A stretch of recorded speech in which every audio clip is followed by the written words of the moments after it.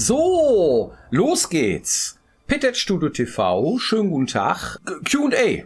Wir machen Frage- und Antwort-Gedöns. Wir sind zwei Menschen und machen Computerspiele. Und wir wollen gerne eure Fragen beantworten, weil da kam nämlich super viel. Vielen, vielen, vielen Dank. Genau, dies nehme ich mal zum Anlass zu sagen. Also erstens, vielen Dank für eure ganzen Fragen. Wir haben die im Discord, auf YouTube und so gesammelt. Ihr seht, das sind mittlerweile mehrere Blätter. Ja.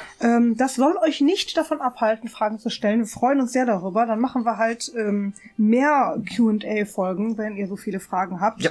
Ja. Allerdings dauert es dann immer wahrscheinlich eine Weile, bis eure Frage drankommt. Also ihr könnt gerne gucken in den vergangenen Q&As und wir machen natürlich auch immer eine Community-Frage unter einer jeweiligen Folge, ob die vielleicht schon beantwortet wurde. Ansonsten müsst ihr euch immer ein bisschen gedulden, denn das dauert in der Tat mittlerweile ein bisschen. Gut.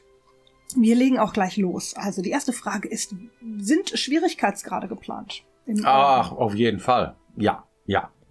Macht Sinn, weil es gibt doch innerhalb unserer Leutchen unterschiedliche Arten von Spielertypen. Das war auch sofort sichtbar auf der Messe, als wir das Ding ausgestellt haben.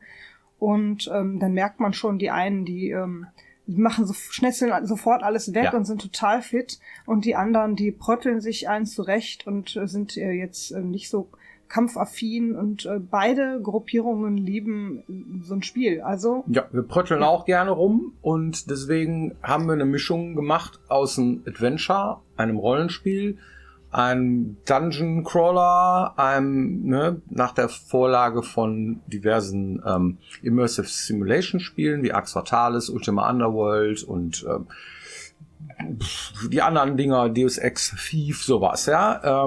Und deswegen ist auch die Bandbreite ziemlich groß. Das heißt also, Leute, die auch gerne langsame Spiele lieben, die sollen dann auch nicht ständig durch Monsterkämpfe oder so bedroht werden und im Spielfluss gehemmt werden so sehr. Ja, andere, die vielleicht ein bisschen Herausforderungen suchen, kann man da ein bisschen mehr machen. Habe ich da ein bisschen mehr Schwierigkeitsgrade geplant. Aber ja, das machen wir auf jeden Fall. Cool. Nächste Frage. Die nächste Frage ist ellenlang, deswegen lese ich jetzt nicht alles vor. Es gab jemanden, der hat mehrere Fragen zum Risen-Universum und über Risen 1 gefragt, wobei ich die Hälfte nicht beantworten kann, weil die so spezifisch ist und in Sachen Waffendesign reingeht, dass ich sagen muss, da waren wir ja nicht für zuständig und können es deswegen nicht beantworten. Allerdings ein bisschen was kann man schon beantworten, deswegen beantworte ich die zweite Frage. Da fragt jemand, was man am besten in Risen 1 für eine Waffe benutzt und was die beste Waffe in Risen 1 ist. Und die Antwort auf diese Frage ist, also, man kann Bronco wegboxen theoretisch. Dann das ist der Typ, der dich aufnimmt, ne? In der Felsenfestung, glaube ich, hieß das. Genau. Klosterding da, ne? Genau, ja. Ja, und die Waffen, also ohne den Titanenhammer am Schluss, ist die Titanenaxt die beste Waffe. Die hat 120 Klingenschaden. Ja. Der beste Zweihänder ist die Titanenklinge mit 100 Klingenschaden. Und der beste Stab ist das Titanenzepter mit 80 Hiebwaffenschaden. Wobei auch das spielertypabhängig ist, weil Einhänder zum Beispiel schneller sind als Zweihänder und dem einen macht das andere ein bisschen mehr Spaß als das andere. Also wirst du am Ende doch selbst entscheiden müssen, was für dich die beste Waffe ist. Der Grund war, man muss ja nachher Rüstungsteile sammeln, ne? Ja. So Titanenrüstung. Und dann gibt es halt für jeden Spielertyp die entsprechende äquivalente Waffe dazu, ne? Magier, Bandit und so weiter. Und deswegen ist das so gemacht, dass du also auch jede Waffengattung dabei ist. Und deswegen sind diese Waffen so für den jeweiligen Spielertyp oder Kampftyp dann immer die beste. Genau. Ja, wir hoffen, das hilft dir wenigstens ein bisschen. Dann Frage zu Kralon. Unsere Map war jetzt das erste Mal zu sehen und da fragt jemand, was haben wir uns dabei gedacht? Wie funktioniert die Map in Kralon? Die Map, die funktioniert wie unsere Maps ganz früher mal. Du kannst das Ding aufmachen, du kannst die Sachen dir anschauen. Du siehst ziemlich frühzeitig, wo du bist und wie groß das Ding ist, das Areal, in dem du dich befindest. Jedes Areal, jede Ebene hat ihre eigene Karte. Das heißt also, du kannst auch einfach die Taste M drücken und kriegst dann die aktuelle Karte angezeigt, die du wo du dich befindest.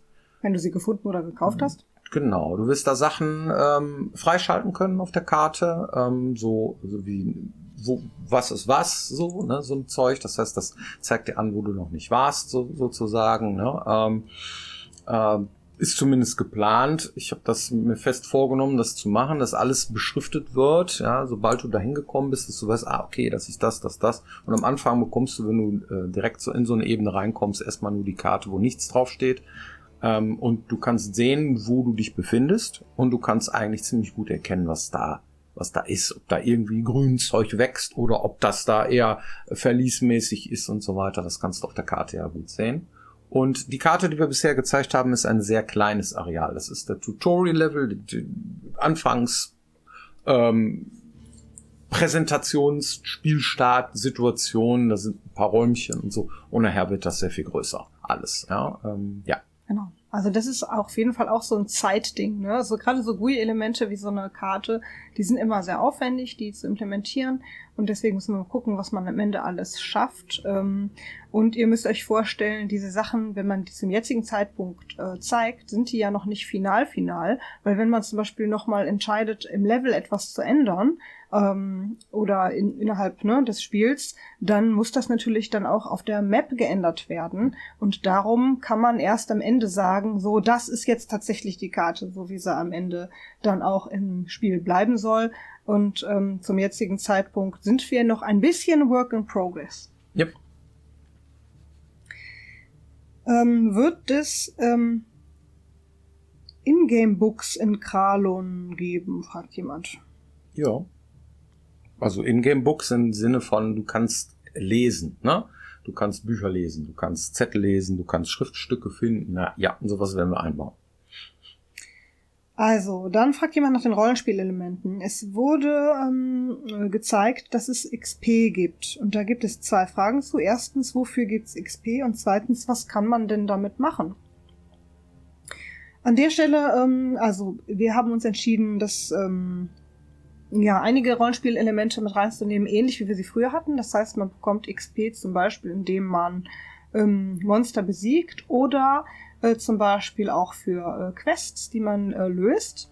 Und dann haben wir uns für ganz rudimentäres, puristisches Rollenspielgedöns entschieden, das auch noch Work in Progress ist. Also es wird nicht so sein wie vorher, dass man jetzt irgendwie sowas wie einen Baum hat oder sowas in der Art. Das werden wir nicht leisten können. Aber dass wir trotzdem sowas wie eine Verbesserung haben für die Spielerfigur und dass sie quasi stufenweise sich steigern kann, das würden wir schon gerne einbauen. Und wie das denn am Ende aussieht, das werden wir uns dann nochmal genauer anschauen, je nachdem, was wir an der Stelle schaffen. Ja, dann fragt jemand nach den Wishlists. Wir haben behauptet, und das stimmt auch, die Wishlists helfen. Und wie wirkt sich das konkret aus? Ich verstehe das nicht, fragt jemand. Wie funktioniert denn der Algorithmus bei so einem Steam? Das nehme ich mal zum Anlass, euch darauf aufmerksam zu machen. Nein, das mache ich später. Mache ich später, wenn wir fertig sind mit dieser Folge. Erinnere mich nochmal dran.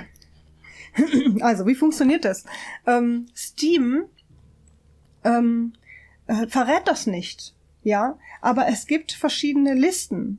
Also ihr müsst euch das so vorstellen, wenn jetzt zum Beispiel ein Spiel das erste Mal etwas veröffentlicht, zum Beispiel, das gibt's auch bei dem Next Fest, man darf einmal an einem Next Fest teilnehmen mit einem neuen Spiel und man hat so Hauptpunkte wie zum Beispiel das Announcement, das Release und solche Sachen. Und solche großen Dinge, oder ein Patch zum Beispiel, da gibt Steam dir einen Push. Beispiel, wenn wir jetzt zum Beispiel eine News raushauen auf Steam, dann werden zumindest die Leute, die bisher gewishlistet haben, darüber informiert. Wenn wir jetzt releasen, werden im besten Falle mehr Leute informiert darüber, dass es Spiel gibt. Zum Beispiel, indem es in Listen angezeigt wird, Trending zum Beispiel, Upcoming oder irgendwie sowas in der Art. Und um in diese Listen reinzukommen, um für Steam ein relevant genuges Spiel zu sein, um in so einer Liste angezeigt zu werden, braucht man die Wishlists, weil Steam dann sagt, ja, ist das denn überhaupt ein wichtiges Spiel? Will das denn überhaupt jemand sehen? Und wenn die dann entscheiden, ja, hat genug, dann wirst du angezeigt und wenn nicht, dann wirst du eben nicht angezeigt und verschwindest im Nirvana. Und wo genau diese Schwelle liegt, das verrät Steam nicht, weil sich das wahrscheinlich immer ändert. Wenn jetzt beispielsweise du an einem Montag rauskommst, an diesem Montag kommen irgendwie in deiner Kategorie oder innerhalb deines Genres nicht viele andere Spiele raus, dann hast du Glück und bist schnell weiter vorne mit deinen Wishlists. Aber wenn zum Beispiel ganz viele ähnliche Spiele zu einem gleichen Zeitpunkt rauskommen, dann kann es sein, dass du trotz guter Wishlists nicht angezeigt wirst. Das ist also auch noch ein bisschen Timing und Glücksfrage. Also tendenziell ist das so, ziemlich simpel gesagt, je mehr Aufmerksamkeit wir erzeugen durch Dinge, die Menschen uns bekunden, das heißt also Klicks, in welcher Form auch immer, und dazu gehört auch, da gehören ganz insbesondere auch die Wishlisten. Genau, also momentan ist das Wertvollste für uns quasi die Wishlist und später, wenn dann das Release ist, das Wertvollste eine positive Review zum Beispiel. Ja, das heißt, dann Leute, denen das dann tatsächlich gefallen hat, dann gibt es quasi eine Conversion Rate, das heißt, Leute, die gewishlistet haben, wie viel Prozent von denen kaufen denn dann tatsächlich das Spiel? Das liegt im Durchschnitt, in der Vergangenheit lag das immer so bei 10%, bei einigen ist es aber auch viel weniger, das vielleicht nur bei 2-5%, das ist dann eher eine schlechte Rate. In seltenen Fällen ist es auch viel mehr, also genau. Das kann auch passieren. Kommt auch darauf an, wie lange man Marketing gemacht hat. Wenn man jetzt 5 Jahre lang Marketing macht, dann ist die Rate natürlich niedriger, weil die, was weiß ich, vor 5 Jahre gewishlistet haben, die wissen das gar nicht mehr und so weiter und so fort. Das heißt aber nicht, dass 10% von den Wishlists dann auch gleichzeitig die Verkäufe 1:1 sind. Nein. Weil die auch über einen anderen Weg also es ist kompliziert. Man kann daran eigentlich nur ablesen, da ist Aufmerksamkeit, dann hat es eine gute Resonanz. Ja. Aber wie genau und in Zahlen kann man das nicht ablesen. Das ist schwierig. Okay. Genau, ja. Richtig. Wir wissen es selber auch nicht besser. Ne? Ja. So. Dazu vielleicht noch erstens, alles bringt was. Wishlist momentan am meisten, aber auch, wenn man jetzt zum Beispiel diesen Kanal hier abonniert, hilft uns das natürlich. Unbedingt. Weil YouTube ja natürlich auch einen ähnlichen Algorithmus hat. Das heißt, falls ihr das noch nicht getan habt, dürft ihr das gerne tun. Und jetzt, da wir am Ende der Folge sind, mache ich euch gerne noch darauf aufmerksam, denn gleich, wenn es vorbei ist, haben wir uns endlich mal die Zeit genommen, dass da unten ein Abonnier-Button dann erscheint und da unten erscheint dann ein Link zum Wishlisten für Steam und falls ihr Bock habt, weiter zu gucken, erscheint ganz zum Schluss da unten auch noch ein Video, was man sich dann angucken kann, wenn man es noch nicht gesehen hat. Oder andersrum. Völlig egal. Man weiß es nicht. Genau. Also, vielleicht kann es auch andersrum sein. Ihr wisst Bescheid. Nee, ich mache das jetzt genau so. Okay. Wenn nicht, dann dürft ihr in die Kommentare schreiben, dass ich mich vertan habe. Okay. Ja, vielen Dank für eure Aufmerksamkeit und nächste Woche hoffentlich wieder hier, wenn es heißt Pitted Studio TV. Genau. Vielen lieben Dank. Jo. Macht's gut. Ciao. Das erscheint nämlich genau jetzt.